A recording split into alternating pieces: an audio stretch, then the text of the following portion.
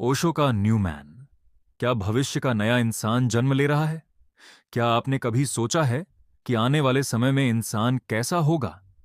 क्या वह आज के इंसान जैसा ही रहेगा या पूरी तरह बदल जाएगा? ओशो ने अपने प्रवचनों में एक ऐसे भविष्य के इंसान की कल्पना की थी जिसे उन्होंने न्यू मैन कहा। उनके अनुसार यह कोई नया शरीर वाला मनुष्य नहीं होगा, बल्कि नई चेतना वाला इंसान होगा। ओशो कहते हैं कि आज का इंसान डर, लालच, क्रोध, अहंकार और अंधविश्वास में जी रहा है। बाहर से उसने बहुत प्रगति कर ली है, लेकिन भीतर वह अब भी अशांत है।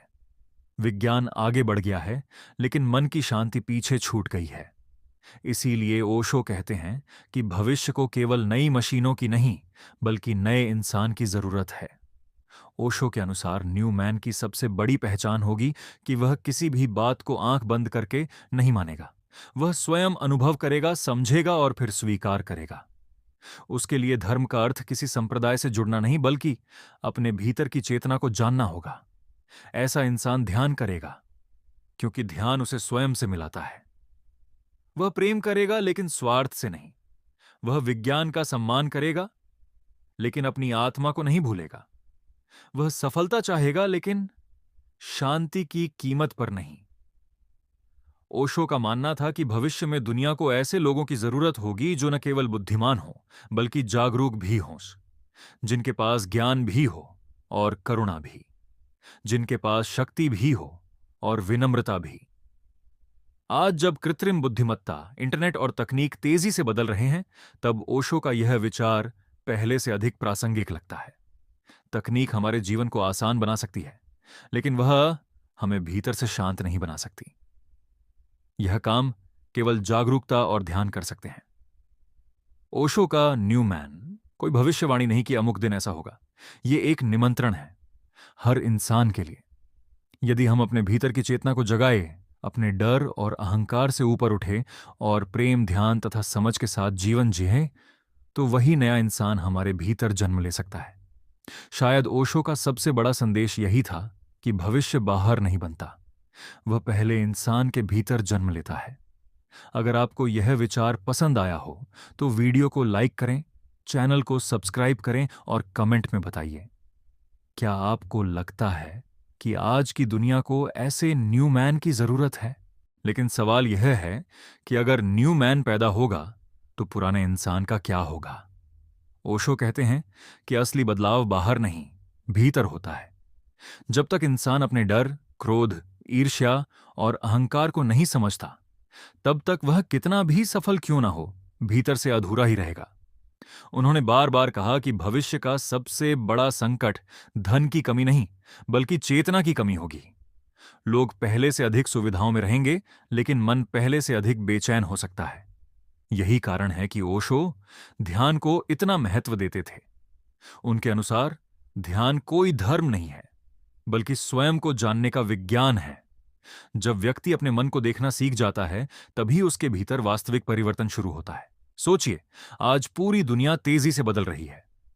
कृत्रिम बुद्धिमत्ता, सोशल मीडिया और नई तकनीक ने जीवन को आसान बनाया है, लेकिन क्या इंसान पहले से अधिक शांत हुआ है, या पहले से अधिक तनाव, अकेलेपन और बेचैनी का सामना कर रहा है?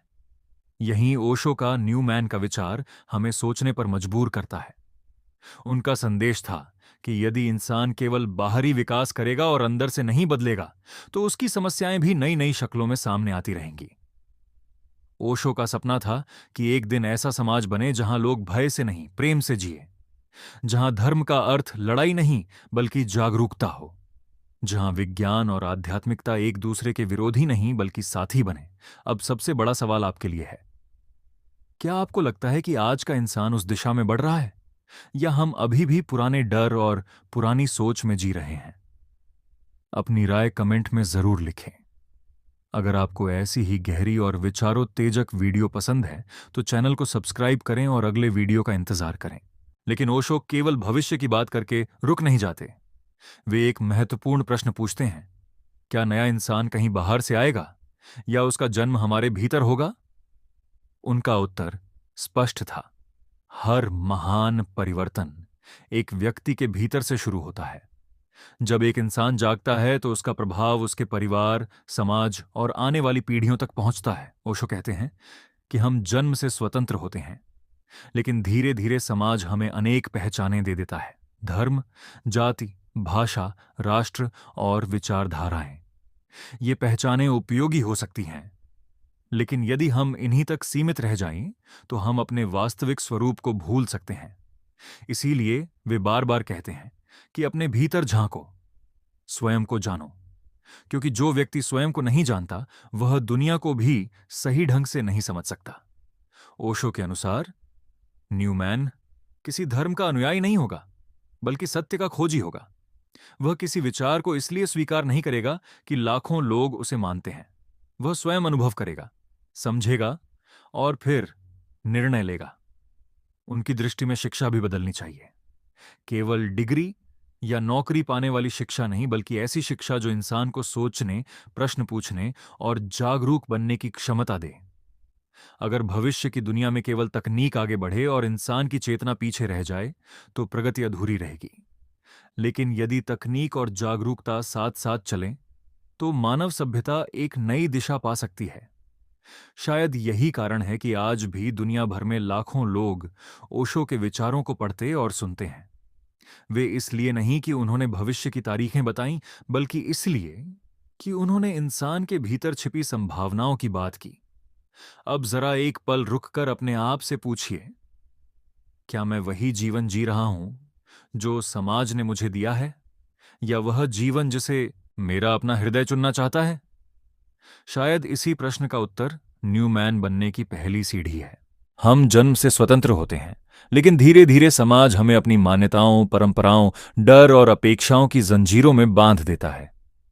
फिर एक दिन हम वही जीवन जीने लगते हैं जो दूसरों ने हमारे लिए चुना होता है। ओशो कहते हैं कि वास्तविक स्वतंत्रता तब शुरू होती है जब इंसान स्वयं को पहचानता है, अपने भीतर झांकता है और जागरूक होकर अपना जीवन स्वयं चुनता है। यही जागरूकता न्यूमैन की पहली पहचान है। लेकिन स्वयं को पहचानना इतना आसान नहीं है। ओशो कहते हैं कि सबसे कठिन यात्रा किसी पहाड़ पर चढ़ने की नहीं, बल्कि अपने भीतर उतरने की है। बाहर की दुनिया में हम दूसरों को पहचान लेते हैं, लेकिन अपने ही मन, अपनी इच्छाओं और अपने डर को नहीं समझ पाते। यही कारण है कि इंसान पूरी जिंदगी सफलता, धन और प्रसिद्धि के पीछे भागता रहता है, फिर भी भीतर कहीं न कहीं खालीपन महसूस करता है। ओशो के अनुसार ये खालीपन किसी वस्तु से नहीं भर सकता, क्योंकि इसकी जड़ हमारे भीतर है। वे कहते हैं कि जब तक व्यक्ति स्वयं को केवल शरीर या मन समझता रहेगा, तब तक बेचैनी बनी रहेगी। लेकिन जिस क्षण वह अपने भीतर के साक्षी को पहचानना शुरू करता है, उसी क्षण परिवर्तन की शुरुआत हो जाती है। ओशो के न्यूमैन का अर्थ किसी चमत्कारी शक्ति वाला इंसान नहीं है। इसका अर्थ है ऐसा व्यक्ति जो हर पल जागरूक होकर जीता है, अपने निर्णय स्वयं लेता है और प्रेम, करुणा तथा समझ के साथ जीवन को स्वीकार करता है। शायद इसी वजह से ओशो बार बार कहते हैं कि दुनिया को बदलने से पहले स्वयं को बदलो, क्योंकि जब एक व्यक्ति बदलता है तो उसके विचार, उसका व्यवहार और उसका पूरा जीवन बदल जाता है। और यही परिवर्तन धीरे धीरे समाज में भी दिखाई देने लगता है। तो क्या न्यूमैन भविष्य में आएगा, या उसका जन्म आज इसी क्षण हमारे भीतर हो सकता है? ओशो की दृष्टि में इसका उत्तर हमारे अपने जीवन और हमारी जागरूकता में छिपा है। अब एक और महत्वपूर्ण प्रश्न उठता है, यदि हर इंसान के भीतर इतनी संभावना है, तो फिर बहुत कम लोग ही क्यों बदल पाते हैं? ओशो कहते हैं कि इसका सबसे बड़ा कारण है भय। हमें बचपन से सिखाया जाता है कि भीड़ के साथ चलो, प्रश्न मत पूछो, अलग मत सोचो। धीरे धीरे हम अपनी ही आवाज सुनना बंद कर देते हैं और दूसरों की अपेक्षाओं के अनुसार जीने लगते हैं। लेकिन न्यूमैन भीड़ का विरोध करने के लिए विद्रोही नहीं बनता। वह केवल इसलिए अलग होता है क्योंकि वह सचेत होकर जीता है। वह हर निर्णय जागरूकता से लेता है, न कि केवल आदत या डर के कारण। ओशो कहते हैं कि जब मन शांत होता है तभी जीवन स्पष्ट दिखाई देता है। अशांत मन हर बात में भ्रम पैदा करता है, जबकि शांत मन वही देखता है जो वास्तव में है। इसीलिए वे ध्यान को परिवर्तन की जड़ मानते हैं। कल्पना कीजिए, अगर दुनिया में ऐसे लोग बढ़ जाएं जो क्रोध से पहले समझें, नफरत से पहले प्रेम करें और प्रतिक्रिया देने से पहले एक पल रुककर स्वयं को देखें, तो समाज कितना अलग हो सकता है। शायद यही वह दुनिया है जिसकी कल्पना ओशो ने की थी। ऐसी दुनिया जहां इंसान केवल सफल नहीं बल्कि सचेत भी हो, जहां विकास केवल मशीनों का नहीं बल्कि मनुष्य की चेतना का भी हो। और अंत में ओशो का संदेश बहुत सरल है। भविष्य किसी और के हाथ में नहीं है। भविष्य हर उस व्यक्ति के भीतर जन्म लेता है जो आज जागने का साहस करता है। यही है न्यू मैन का वास्तविक अर्थ। एक ऐसा इंसान जो स्वयं को जानता है, जागरूक होकर जीता है और अपने जीवन को प्रेम, स्वतंत्रता और समझ के साथ जीने का चुनाव करता है। 7। लेकिन इस पूरी चर्चा के बाद एक आखिरी सवाल बचता है। 8, 9। अगर न्यू मैन बनना इतना महत्वपूर्ण है तो इसकी शुरुआत कहां से की जाए? 10, 11। ओशो का उत्तर था अभी, इसी क्षण। कल नहीं, किसी विशेष दिन नहीं, बल्कि जब भी व्यक्ति अपने भीतर देखने का निर्णय लेता है, वहीं से परिवर्तन शुरू हो जाता है। 12, 13। वे कहते हैं कि हर दिन कुछ मिनट अपने साथ शांत बैठो, अपने विचारों को देखो, अपनी भावनाओं को समझो और बिना किसी निर्णय के स्वयं को स्वीकार करो। जागरूकता का यही छोटा सा अभ्यास धीरे धीरे पूरे जीवन को बदल सकता है। 14, 15। ओशो का संदेश किसी नए धर्म में शामिल होने का नहीं था। उनका आग्रह था कि इंसान स्वयं अनुभव करे, स्वयं जाने और अपनी सच्चाई स्वयं खोजे। उनके अनुसार सच्चा परिवर्तन किसी गुरु की नकल करने से नहीं बल्कि अपने भीतर की चेतना को पहचानने से आता है। इसीलिए न्यू मैन कोई रहस्यमयी भविष्यवाणी नहीं बल्कि एक संभावना है, हर उस व्यक्ति के लिए जो अपने जीवन को अधिक जागरूक, अधिक स्वतंत्र और अधिक प्रेमपूर्ण बनाना चाहता है। अब निर्णय हमारे हाथ में है। क्या हम वही जीवन जीते रहेंगे जो डर, आदत और दूसरों की अपेक्षाओं ने हमारे लिए तय किया है, या फिर हम अपने भीतर की यात्रा शुरू करेंगे और उस नए इंसान को जन्म देंगे जिसकी कल्पना ओशो ने की थी? अगर आपको यह वीडियो पसंद आया हो तो इसे अपने दोस्तों के साथ जरूर साझा करें। चैनल को सब्सक्राइब करें और कमेंट में बताइए, आपके अनुसार न्यू मैन बनने की सबसे पहली सीढ़ी क्या है? फिर मिलेंगे एक और गहरे और विचारोत्तेजक विषय के साथ। नमस्कार। और जाने से पहले ओशो के एक विचार पर एक बार फिर ध्यान दीजिए। वे कहते हैं कि इंसान का सबसे बड़ा संघर्ष दुनिया से नहीं बल्कि अपने ही मन से होता है। जब मन शांत नहीं होता तब हर उपलब्धि छोटी लगने लगती है, लेकिन जब भीतर शांति होती है तब साधारण जीवन भी आनंद से भर जाता है। ओशो का मानना था कि भविष्य की सबसे बड़ी क्रांति हथियारों, राजनीति या तकनीक से नहीं आएगी बल्कि चेतना की क्रांति से आएगी। जब अधिक से अधिक लोग अपने भीतर जागेंगे तभी समाज में स्थायी परिवर्तन संभव होगा। याद रखिए, इतिहास में हर बड़े बदलाव की शुरुआत कुछ गिने चुने लोगों से हुई है। इसलिए यदि आप अपने जीवन में जागरूकता, प्रेम और सत्य को स्थान देते हैं तो आप भी उस परिवर्तन का हिस्सा बन सकते हैं जिसकी कल्पना ओशो ने की थी। लेकिन एक बात हमेशा याद रखें, किसी भी महान विचार को आंख बंद करके स्वीकार मत कीजिए। स्वयं अनुभव कीजिए, प्रश्न पूछिए, समझिए और फिर अपना निष्कर्ष निकालिए। यही वैज्ञानिक दृष्टि भी है और यही आध्यात्मिक खोज की शुरुआत भी। शायद यही कारण है कि ओशो के विचार आज भी लोगों को सोचने के लिए प्रेरित करते हैं। वे तैयार उत्तर नहीं देते बल्कि ऐसे प्रश्न छोड़ जाते हैं जो इंसान को अपने भीतर उतरने के लिए प्रेरित करते हैं। तो आज का यह वीडियो यहीं समाप्त होता है।